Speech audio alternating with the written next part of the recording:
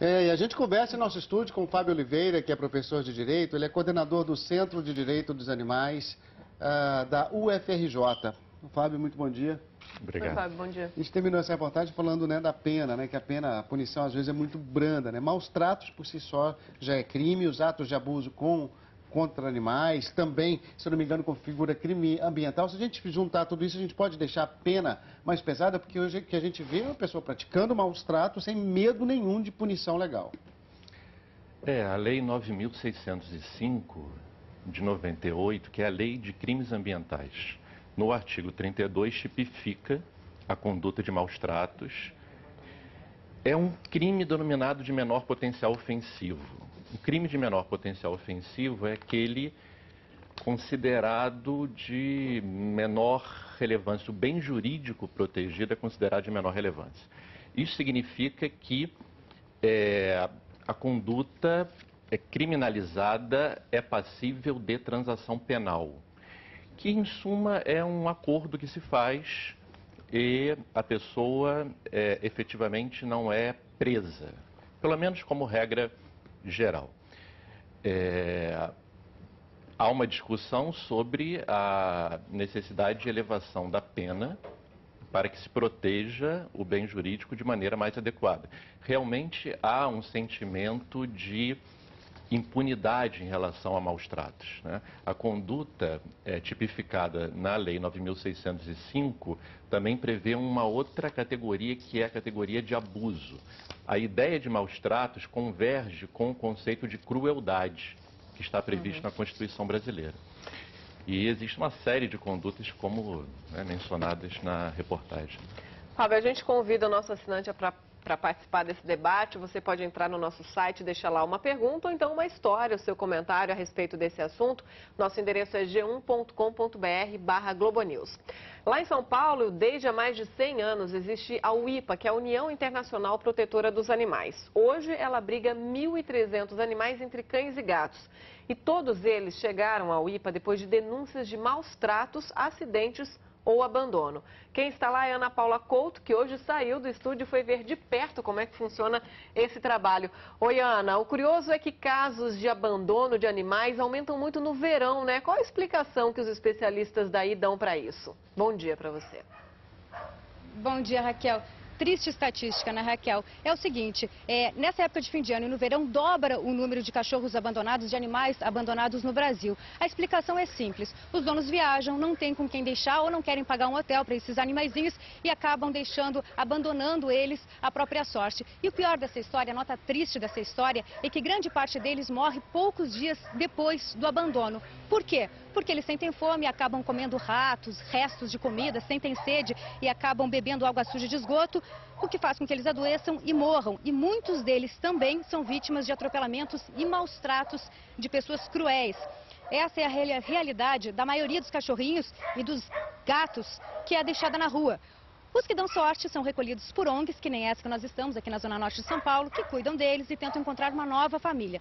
Para falar sobre abandono de animais, eu vim para cá, para a UIPA, a União Internacional Protetora dos Animais, para conversar com a presidente da UIPA, que é a Vanice Orlandi. Vanice, o que as pessoas devem fazer quando encontram um animal em situação de abandono ou em situação de maus tratos? O próprio poder público não dispõe de um local onde esses animais possam ser recuperados, né? Infelizmente, eles acabam sendo eutanasiados. Então, o ideal é que a pessoa tente buscar um abrigo, principalmente denunciar o autor do abandono. O problema é que as próprias autoridades acabam não punindo, porque, na verdade, quem abandona poderia ser punido com lei administrativa, com lei municipal, com multa, e a própria autoridade deveria enquadrá-lo no artigo 32 da Lei dos Crimes Ambientais, porque ele está assumindo o risco de submeter o animal a sofrimento e morte. Mas isso acaba não acontecendo, o infrator acaba não sendo punido e isso eleva o número de abandono. Vanice, como estimular a posse responsável dos animais para evitar diminuir o abandono desses animaizinhos? Com a educação da sociedade, é preciso despertar a consciência da sociedade, de quem possui o animal e principalmente a autoridade tem que punir quem abandona o animal. A pessoa não pode permitir reprodução desse bicho, porque geralmente as crias são indesejadas, a pessoa não sabe o que fazer com essas crias, acaba doando para pessoas que o primeiro chinelo que come, o cachorro está na rua. Então, é uma série de medidas que tem que ser tomadas, mas sempre partindo do poder público. A ONG, o que ela faz é instruir as autoridades, mas o poder público é que tem que averiguar os casos de abandono e punir severamente dentro da lei. É que a lei estipula uma pena muito branda, né? E isso acaba não coibindo a prática de maus tratos. Quem abandona nem sempre pensa nas consequências, né, Vanice? Esse ato pode fazer o que com a saúde pública? Por exemplo, o animal adoece, que nem a gente falou no começo da nossa entrevista, o animal adoece e acaba passando doenças para as pessoas, mas quem abandona não percebe isso, nem sabe disso às vezes. Na verdade, o animal que acaba sendo abandonado, ele acaba procriando desenfreadamente, então eleva o número de animais sem controle, como a gente chama, em estado de abandono. Esses animais podem sim disseminar doenças, podem provocar acidentes, porque são animais que não sabem se conduzir nas ruas, nas vias públicas, né? Mas o que é mais grave mesmo é a questão do infrator não ser punido pela autoridade. Isso é o mais frustrante e isso é o mais grave. Obrigada, Vanice, por enquanto. Luciano, Raquel? A gente volta com você daqui a pouquinho, Ana. Eu queria fazer uma pergunta aqui para o Dr. Fábio em relação muito interessante, né? A sua função na coordenadoria, né? Dessa seção de direitos de animais, né? A gente não pensa muito nisso porque a gente fala em direitos humanos, direito da criança e do adolescente e o direito animal. Hoje a sociedade, vamos dizer até internacional, está se mobilizando realmente para criar essa legislação de proteção aos animais? Uhum. Esta realmente é uma questão crucial neste debate todo. Os animais, para o direito, são coisas, são objetos, não são sujeitos de direito. Eles próprios não têm direitos. Então, num exemplo trivial, se o vizinho maltrata o cão que vive com você, a vítima do ato, se ele corta a língua, se ele corta a pata, se ele flagela de algum modo, a vítima não é o animal. A vítima é você, que é o proprietário do animal. Se é um animal silvestre, se é uma onça, por exemplo, a vítima, quer dizer, quem tem um direito violado não é a própria onça, e sim a sociedade como um todo. A concepção do direito dos animais critica esta visão, portanto, uma compreensão que quebra a matriz antropocêntrica do direito para entender que esta visão é absurda. Quem sente a dor é o animal, quem é mutilado é o animal, de modo a considerar que o animal não é como uma caneta, né? A caneta, isto está visível pela própria legislação que existe no Brasil. Até pelo sentimento da população também, né? É claro, uma caneta a pessoa pega, coloca fogo, pisa, o cão, não. Então, a ideia do direito dos animais é que os animais sejam reconhecidos como titulares de direitos, o que significa uma revolução enorme na ciência jurídica, né? Na teoria doutor Fábio, do direito. tem vários casos, né, que a gente tem visto ultimamente, infelizmente, de agressão e de maus tratos aos animais. A gente vai agora até São José do Rio Preto, que fica na região noroeste do estado de São Paulo. No hospital veterinário da cidade está um cãozinho que foi vítima de violência do dono. O animal teve a mandíbula fraturada depois de ser espancado. E a gente conversa com a repórter Suelen Silveira. Oi, Suelen. Qual é o estado de saúde do cachorrinho e o que vai acontecer com ele depois que ele receber alta? Bom dia para você. Oi, Raquel, bom dia a todos. Olha, eu estou aqui ao lado da cachorrinha Laika, essa cachorrinha bem dócil, ela está quase dormindo já. Agora ela está muito bem, porque ontem à noite ela teve alta, ela teve que ficar 2 dias internada, passou por uma cirurgia no domingo, porque por conta das agressões ela fraturou uma das patas e também a mandíbula. Ela perdeu parte da mandíbula e até está com a linguinha um pouco torta por causa disso. Mas agora ela já está se recuperando, mas ainda precisa de cuidados especiais. Precisa tomar uma medicação especial e quem está cuidando dela e vai continuar fazendo isso é o Adalberto, que é presidente da ONG Ajuda, é uma ONG de proteção aos animais. Perto do que ela chegou aqui, Adalberto, agora ela está bem, né? Sim, ela veio de Tanabi, onde ela foi socorrida primeiramente pela Associação Apata, que em parceria com a nossa associação aqui de São José do Rio Preto, que é a Associação Ajuda, foi resgatar a cachorra e trazer aqui para atendimento no veterinário. Então ela chegou aqui, ela veio transportada no colo, né, e essa questão dos maus tratos, ela aflige o Brasil todo, é um problema que a gente enfrenta diariamente, cerca de 30, 40 denúncias diariamente, e a gente tem inclusive uma ação que é a criação de um abaixo-assinado, temos já 20 mil assinaturas para que sejam entregues para o governador Geraldo Alckmin, pedindo para ele a criação da delegacia especializada em crimes contra animais, porque a gente entende que só através da punição na justiça é que esse tipo de crime vai ser coibido, porque enquanto o criminoso continuar solto pela rua, continuar praticando o seu ato de crueldade contra seres indefesos, como a gente tem aqui, essa situação vai se perpetuar. Então nós precisamos das autoridades enxergarem esse problema dos animais como um problema de saúde pública, né, no caso do abandono, e um problema de aumento da criminalidade, no caso de agressão como essa que aconteceu aqui. Certo, e depois que a Laika se recuperar aí totalmente, ela vai ficar disponível à adoção. A gente vai conversar agora com o Alfredo Maia, que é veterinário. Alfredo, como é que você identifica os maus tratos em animais? Os maus tratos, eles não são só físicos, né? Quando a gente observa um animal, o animal que é arredio, que é assustado, que tem medo do contato humano, já é um animal que demonstra que está sendo maltratado, que ele não está recebendo uma atenção, um carinho devido. E casos como estes são comuns nas clínicas especializadas?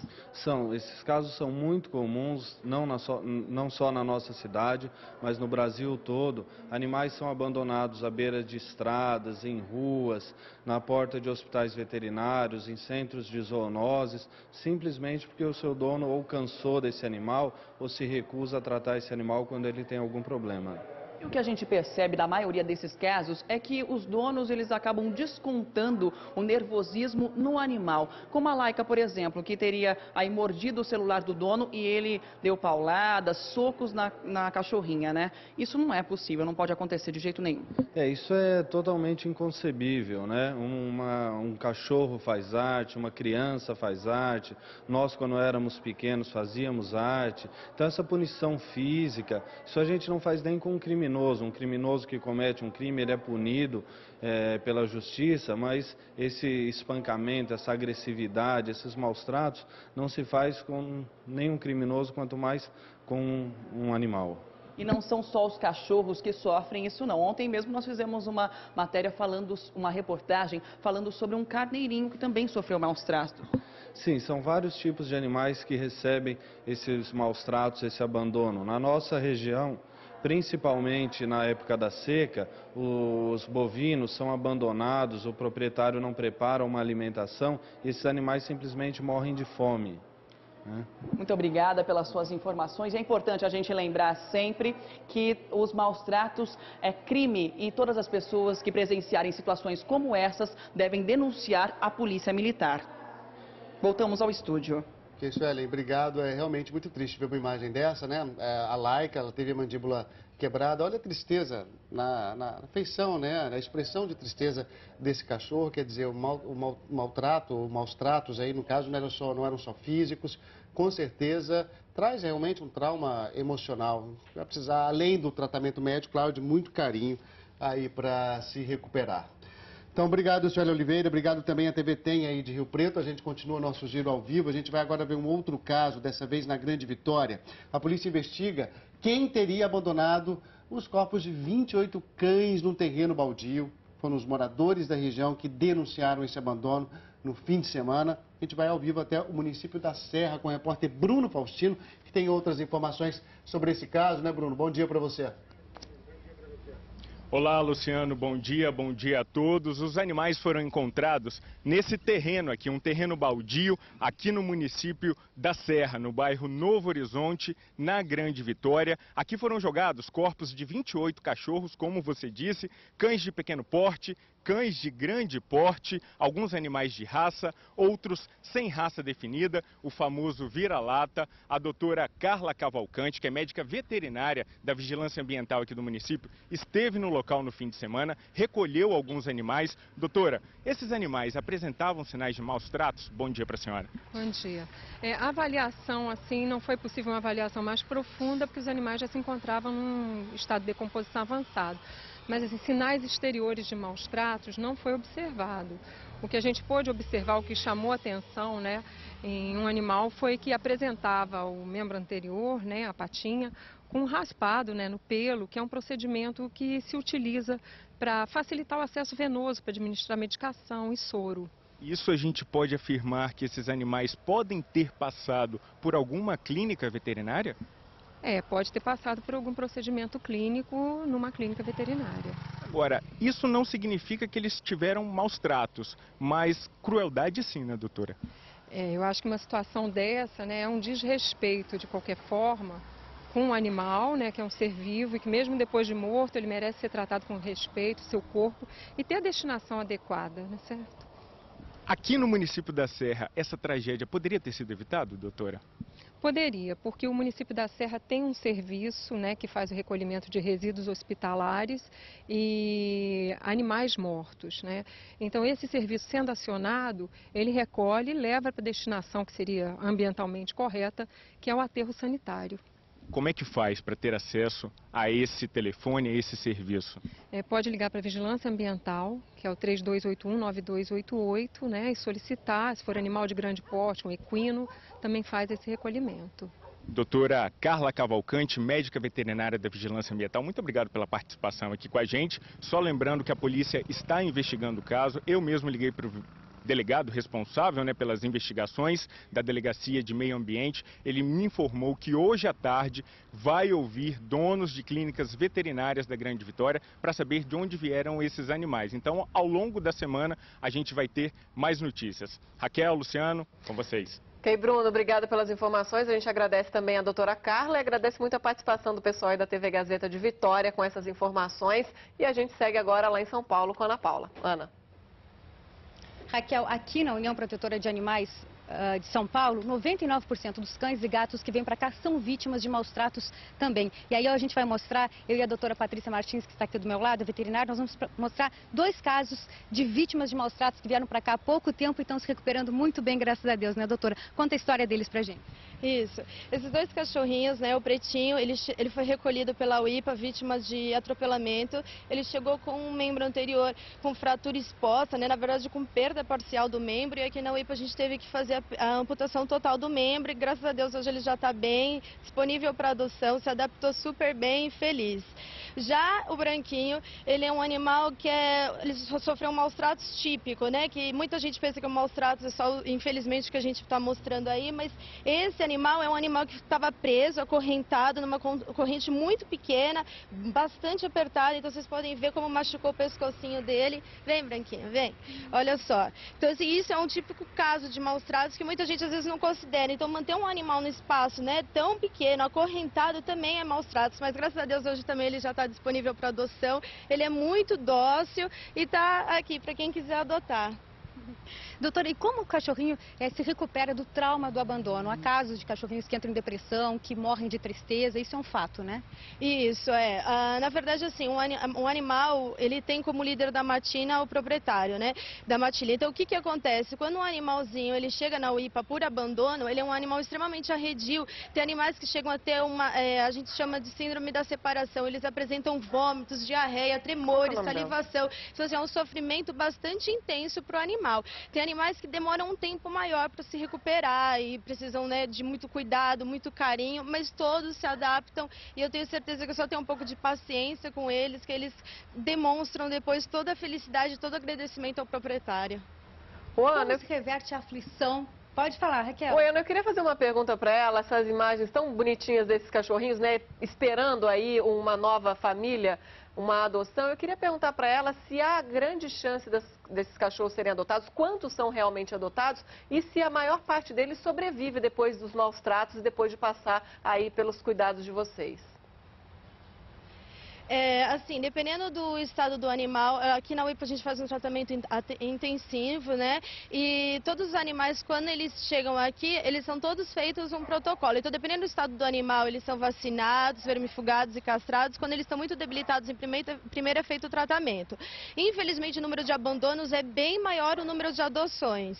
Mas esses cães, por serem cães de pequeno porte, que já são adultos, a gente sabe que eles vão manter o tamanho, eles têm uma facilidade maior de serem adotados. Mas muitos animais adultos que chegam permanecem na entidade e infelizmente até ficarem idosos. Então, assim, a procura por animais jovens e até mesmo filhotes é bem maior do que para animais adultos e idosos. Então, infelizmente, não tem uma procura bem pequena, a procura por animais idosos. Quem quiser adotar um animalzinho aqui da UIPA tem que fazer o quê, doutora? Tem que vir aqui na entidade, a gente está aberto de segunda a sábado das 9 às 5, a gente também possui clínica veterinária.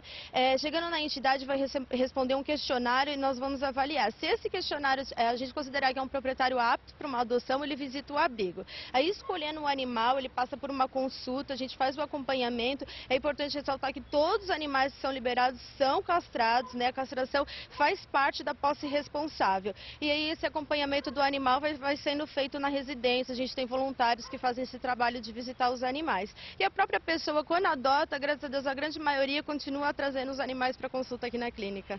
Obrigada por enquanto, doutora. Luciano, Raquel? Ana, são vários os assinantes que estão participando desse debate, vários mandando opiniões. A gente vai ver algumas das opiniões dos nossos assinantes que mandaram para o nosso site. A Suzana diz o seguinte: com muita preocupação assistimos a crimes bárbaros contra animais. Quem maltrata um animal pode fazer a mesma coisa com crianças e idosos. Tem que existir uma punição mais rigorosa. Outra opinião que chegou pelo nosso site: a crueldade contra animais sempre existiu. A criação de delegacias especializadas para tratar dos crimes contra a natureza e animais não seria uma grande conquista? É a Letícia que fala. Um outro assinante que mandou também uma opinião para a gente foi outra opinião da Letícia: o número de crimes cometidos contra esses seres inocentes que deveriam ser protegidos pela sociedade é grande demais.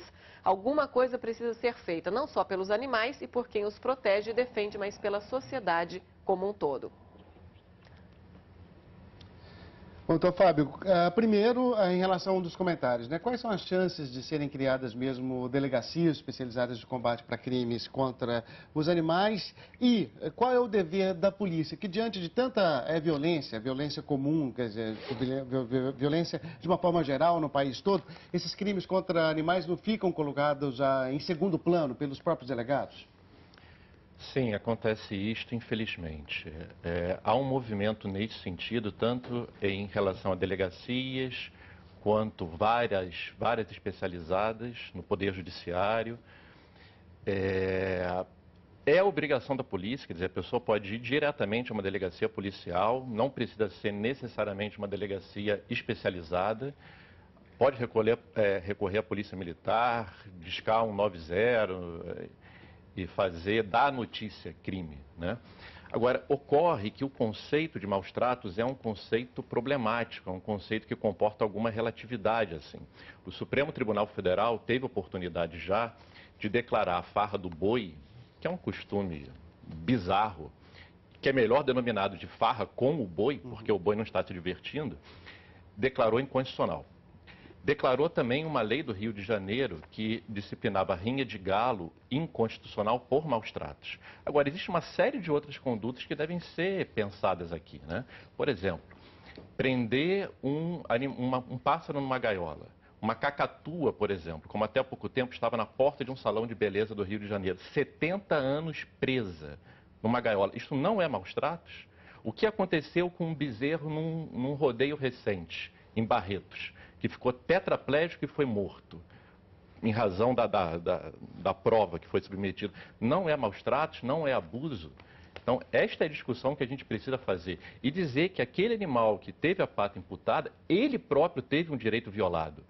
Ele tem direito à vida, ele tem direito à liberdade, ele tem direito à integridade física. Doutor Fábio, tem perguntas de assinantes chegando aqui para o senhor? A gente vai ver uma delas aqui no nosso telão. É a seguinte: já vivi a experiência de ligar para a polícia para denunciar um caso de maus tratos e receber a recomendação de que não deveria correr o risco de o acusado se virar contra mim. O que fazer nesses casos? Pauline Machado. Enfim, é um crime como outros. Quer dizer, alguém recebe uma informação de que na vizinhança alguém cometeu um homicídio, um estupro, potencialmente uma pessoa violenta, mas deixar de informar a polícia que aconteceu e solicitar a apuração, que é dever da polícia fazer, enfim, quer dizer, há um certo risco na conduta. Porque como os exemplos que foram mostrados na reportagem, existem vários outros, inclusive bem recentes, né? Animais que são arrastados, presos em automóveis e arrastados, animais queimados vivos, como aconteceu recentemente em Barra Mansa, então, enterrados vivos, né? Então, essas pessoas que cometem atos assim são potencialmente perigosas para os próprios seres humanos, né? Quer dizer, há um risco envolvido, mas, enfim, há uma obrigação moral. Esse é um assunto que mobiliza muito a sociedade, né, doutor? Tem mais gente mandando perguntas e opiniões para o nosso site, os nossos assinantes indignados aí com essa condição de maus tratos aos animais. Em Curitiba existe a Polícia Ambiental. Por que nos demais estados não é criada uma polícia específica para esses casos, como a Delegacia da Mulher, das Crianças, etc.? A Pauline que mandou essa pergunta. E a gente tem mais uma... Bom, antes da gente ver a próxima opinião, a gente já estava falando dessa criação, né, doutor, dessa possibilidade de criar uma seção específica para os animais. A gente volta lá para São Paulo com Ana Paula Couto. Ana.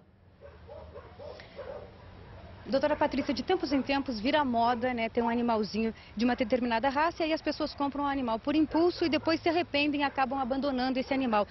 Nós estamos vivendo um momento desses, cachorrinho e gato viraram um objeto de consumo? Com certeza, né? Os cães, como você disse, eles fazem parte de moda.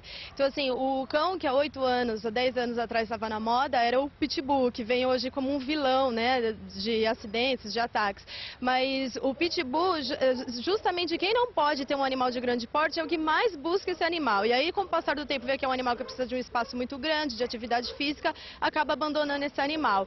Então, assim, só aqui na entidade a gente tem muitos Pitbulls. A gente está com 9 Pitbulls, todos vítimas de abandono e maus tratos. Então o Pitbull, muito na maioria das vezes, eu diria, ele não é o vilão, ele é a vítima também. Porque a pessoa que compra ou adota esse animal e não tem condições, acaba fazendo dele uma vítima. Então a gente está mostrando um dos nossos Pitbulls, aquele que mostrou o marrom. Ele é um Pitbull que foi abandonado numa praça pública. Quem trouxe pra gente foi a polícia militar. Ele estava num estado de inanição, então assim, muito magro, infestado de pulgas e carrapatos. Então assim, hoje é o Pitbull, mas antes foi o Doberman, depois foi o pastor alemão, o Rottweiler. Então hoje a gente está no Pitbull e acredito que infelizmente mais pra frente vai ter uma outra raça. Então isso é muito importante também, a pessoa ter consciência na hora dela adotar ou comprar um animal.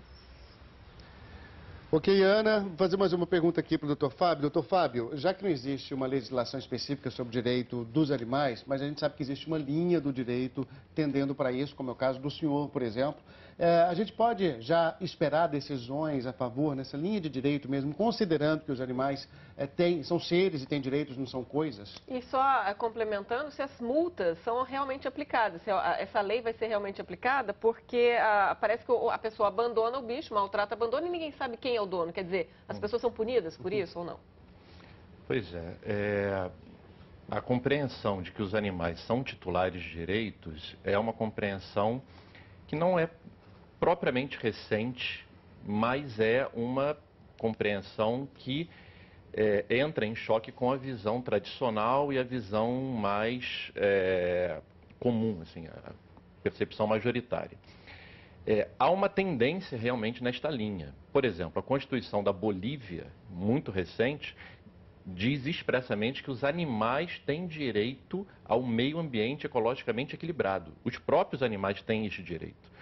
Então, é esperável que em um tempo recente isto venha a ser acolhido pelo próprio Poder Judiciário?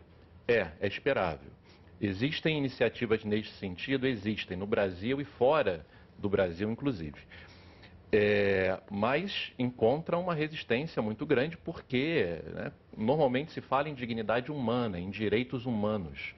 Não há uma compreensão que entenda que os próprios animais não humanos também possuem direito. Isto tem uma razão histórica, assim, filosófica. Por exemplo, o filósofo Kant, que trabalhou a compreensão de dignidade humana, né, de que o homem não deve ser instrumento de outro homem, o homem é um fim em si mesmo, entendia que uma violência contra um animal acaba por ser uma violência contra seres humanos, porque a compreensão moral do ser humano estaria sendo violada quando se faz mal a um animal. A ideia do direito dos animais não é esta, porque entende que os animais não estão aqui, não vivem para atender a interesses humanos. Assim, a relação normal é uma relação de instrumentalização, de exploração, e isto precisa ser modificado porque é insustentável. É uma compreensão que já demonstra sinais fortes de velhice. Sinais que a gente já mostrou também, sinais claros da população que pretende mudar também essa visão mais antiquada, vamos dizer assim, mais rígida, né, do direito, né, doutor Fábio? Com a opinião dos nossos assinantes e também com as manifestações da sociedade diante de tantos casos nos últimos tempos. A gente agradece ao senhor, doutor Fábio de Oliveira, professor de Direito, coordenador do Centro de Direito dos Animais e Ecologia da UFRJ. Muito obrigado, bom dia. Obrigado, doutor. Até a próxima. Obrigado.